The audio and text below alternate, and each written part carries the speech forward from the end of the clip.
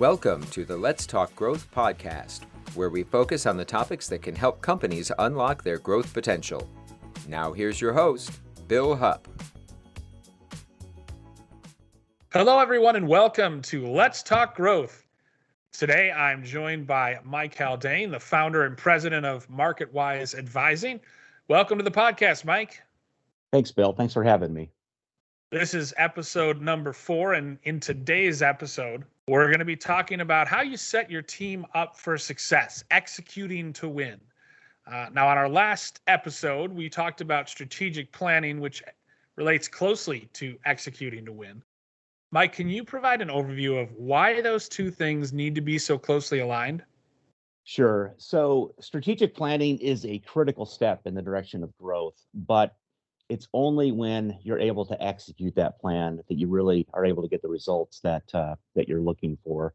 And so when I think about the strategic planning process, I immediately start thinking about, okay, how are we going to set the team up so that we can win together, both individually and as a company? And that's really a matter of making sure that everybody understands their role, everybody understands what the plan is, and then, putting everybody in the position of being able to be set up for success and to do what their part is and to have that come together in a collaborative fashion so that everything that is expected to get done actually gets done.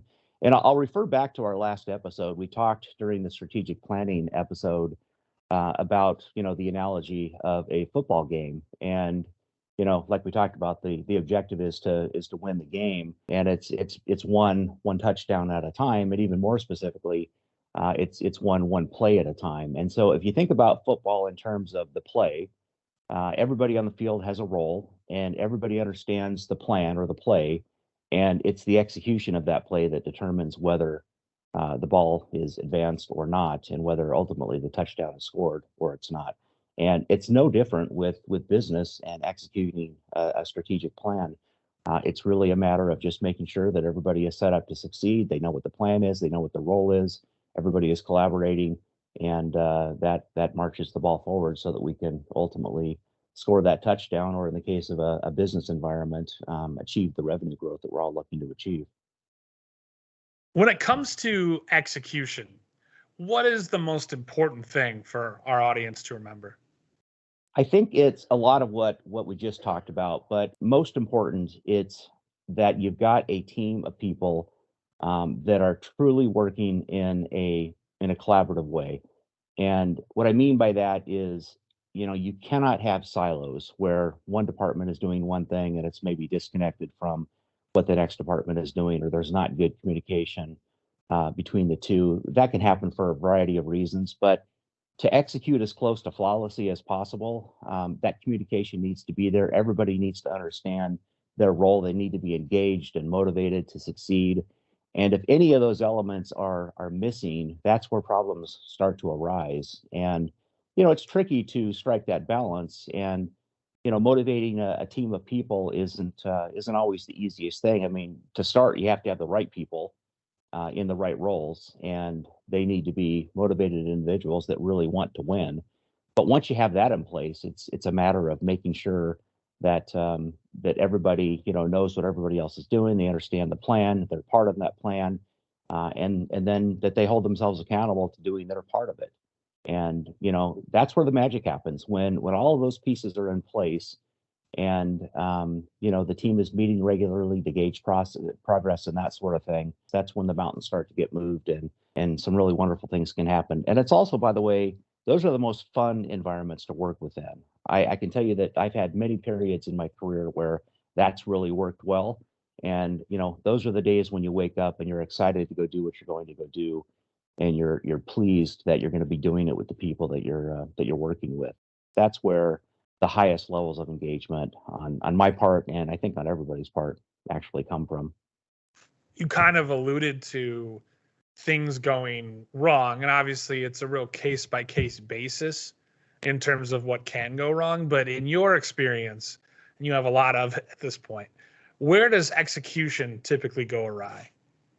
I think more than anything, it's when we put a strategic plan into place, or at least we create a strategic plan, and then what happens is it's, sort of put on the shelf. And I think I alluded to some of this in the last episode, but I've seen a lot of cases where the plan is developed because somebody high in the organization said, "Hey, we need a strategic plan, so let's develop that." It gets developed. It's kind of an academic exercise, and it's really never put into effect. It sort of, makes its way through the process. Everybody nods, and then it gets put on a shelf, and it really isn't ever addressed again until it's time to do it again the next year.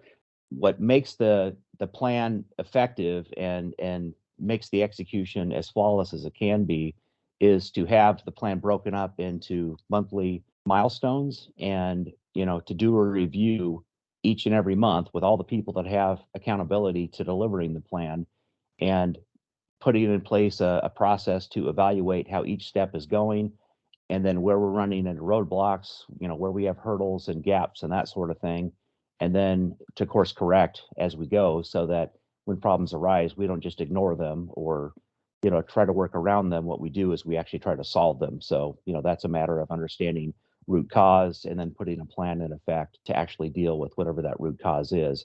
But I think that the theme has to be, again, everybody understands the plan, they understand they're part of the plan is actually being executed every month. People are looking at it, people are accountable. We've got milestones that gauge whether we're succeeding or not, and then we have a process in place to be able to resolve issues if and when they come up. And they will come up because nobody can put a plan in place that's so good that it anticipates everything that's going to happen over the 12-month period. And so you have to know that going in, and you have to believe that the team is going to come together in that collaborative way and solve the issues as they come up so that the plan can advance. You kind of alluded, I think, sort of answered this in a couple different ways, but in general, how can teams avoid failure when it comes to execution? What are a few ways that executives can make sure that their teams are best positioned for success? Yeah, I think it kind of comes back to what I said earlier, and that is that people truly understand their role, what they're going to be held accountable to, and then how that set of activity is going to help to advance the plan. That knowledge is really key. And once people have it, it gives them the motivation to do what they're being asked to do. And that leads to engagement, at levels that wouldn't otherwise be there. So that, to me, that's kind of the general idea. But if I think about execution and all the pieces that go into that, it's everything from creating pricing models and tools. We're going to talk, in a future episode about as a service pricing and that whole business model and why companies would want to do it. But if you're used to selling things from a capital perspective and all of a sudden you've got an as a service offering, well, you've got to develop a tool that can price an as a service offering. That would be one small example of what needs to happen on the execution side. And it's an example of where you've got to have people with the skill sets to be able to deliver what it is you're asking them to deliver. So it seems relatively uncomplicated to develop a pricing tool, but there's a whole lot that goes into it. And so you've got to have the right people in the room, assign the right tasks. And again, you want to make sure that everybody understands their role and how they're going to execute it. In the end, people walk into the office knowing, that they want to be a part of something great, but they also want to feel like they're set up for success. So to the extent you've got something like a pricing tool that, nobody knows how to build, you've got to pick the right people, the people that can actually go out and figure it out, or to bring in a consultant that has done this many times, market-wise, as an example.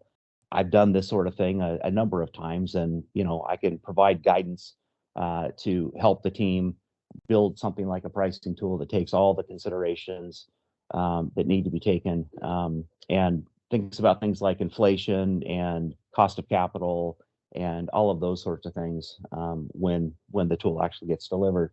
But beyond that, building marketing and technical content, developing commission plans, and making sure that everybody is properly incented, both on the sales side as well as on the channel side, assembling a lead generation program, executing a press relations program if that's appropriate, scoping the needed partnerships, setting up milestones and owners, building processes to review the progress of the plan, and then of course, as I mentioned earlier, being able to solve unanticipated challenges at that root level so that when things come up, they can be dealt with.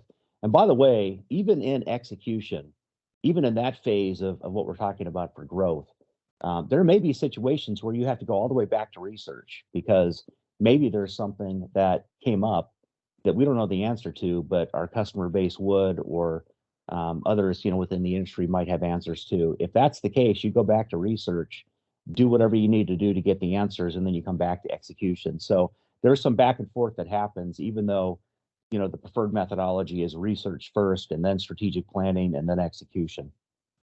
It's interesting that you talk about the importance of communication and clarity because in my experience, as a longtime marketing contractor, the jobs that I found most difficult to get enthused about and to buy into were ones in which there just was a lack of clarity, a lack of communication. The goalposts were always moving, and those kind of projects, it just didn't inspire much confidence in what we were doing. Right. That's you hit on a couple of really key points, Bill. The first actually is the importance of the mission and the vision. Job number one for senior leadership is to have the company, to have those be very clear, number one, but also to fill the company with employees that are excited about what it is we're going to go do. What are we going to do? How are we going to do it? And why is it important? Those are critical, especially for the generations that are coming up. They want purpose. And I can tell you that even, at this point in my career, I want purpose. I want to know that what I'm working on matters and that it's going to make a difference in the world. And I think it's fair to say that most people think that way. And then beyond that, I want to feel like, okay, what we're trying to achieve is achievable, and that personally I'm set up to succeed. I have the tools that I need. I'm surrounded by the people that can help me get this done. I've got the skills that I need to make it happen, or I can acquire them if I need to take a class or whatever the case may be. I've got access to that as well. And then, as important is that I want to feel like the rest of my team is thinking about things the same way. So I talk about engagement. Actually, I talk about engagement a lot. And what I mean by that is that the team is actually operating like a team and they're focused on wanting to win. Because I can tell you that in my experience anyway, being on a team that's winning is way more fun than being on a team that isn't executing well and isn't achieving its objectives. I've been through all sorts of scenarios over the years. I've been in scenarios where the team is winning, the company is growing, and we're adding people, acquiring new customers and expanding and all of that sort of thing. That's a whole lot of fun versus a situation where revenue is flat or declining and we're having to restructure and lay people off and all of that sort of thing. That's not fun. And so, I've always migrated toward the situations where there's a growth potential, and it's really just a matter of unlocking the right methods to make it happen. Because again, that's a much more fun environment than the alternative. Yeah, absolutely. I mean, then morale is boosted at that point, and everyone is just that much more engaged and that much more invested when they feel like their work is paying off, is leading to growth, is leading to something bigger and better. And it just the whole energy and environment and atmosphere, and again morale is just that much more positive and that much better. Yeah, totally agree. And the other thing that I would say is that, and I sort of alluded to some of this in the last episode, but where you have silos that exist where, let's just say sales and marketing aren't communicating as well as they should. And for whatever reason, that seems to be a somewhat common theme throughout a lot of industries. Actually, it's very unfortunate, and it's kind of silly, quite frankly, because those two in particular should be working so closely together. But when silos occur, communication walls get built, and all of a sudden, the transparency that you're trying to get to gets pretty significantly disrupted, and that just, it leads to situations where there are misunderstandings or, a lack of ability to execute because people don't have all the information that they need to be able to go out and do what they do at their very best. Well, speaking of execution, what methods for managing execution have you seen work the best? Well, for me, it's a matter of building the plan that everybody understands, making sure that everybody understands their role, and then having a set of monthly milestones that map directly to the imperatives for the year, and those map directly to the objectives over that 3 to 5 year period we talked about. And then having a method to actually measure those milestones and then review them each month. And this is a half day or even a full day review, but it's all the stakeholders in the room, including the senior leadership team. And for everybody that's got a role in executing this plan, they basically come in and they report how things are going. The team talks about, how to solve issues that maybe have come up since the last month.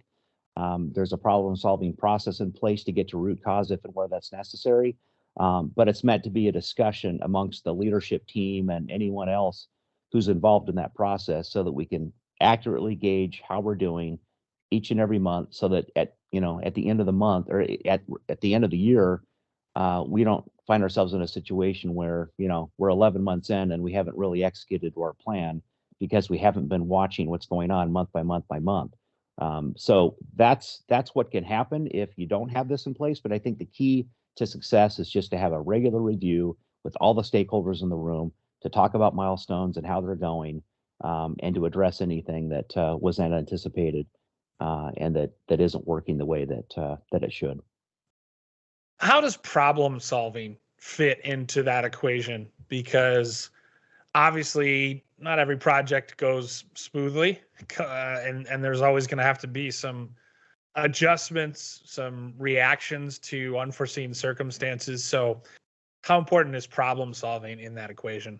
It's critically important, and for the reasons that you just stated, Bill. So, no project, no strat plan is going to execute with everything known up front, and no surprises along the way. That just isn't realistic. So it's critically important that you recognize that on the front end, and then have a method to be able to solve the problems as they come up. So, I've been trained in kind of a generic version of a problem-solving process. I did a Six Sigma assignment as well, and that's a more formalized process. But I've been kind of trained in both areas. My preference is to use a simple 5 whys method for getting to root cause. And what I mean by that is, somebody may come with a problem, and for example, they might say, well, customers aren't buying this product at this price. And I would say, well, why do you think that is? Well, they don't like the price. Okay, is the price too high, or are they just not understanding the value? You would ask these questions to get to the root cause, and it may turn out that it's not really a pricing issue. It's more of a situation where they didn't understand some component of the value proposition, and as soon as they do understand that, all of a sudden the price isn't any kind of a roadblock anymore. So the point is to get to the root cause and then to put an action plan around that.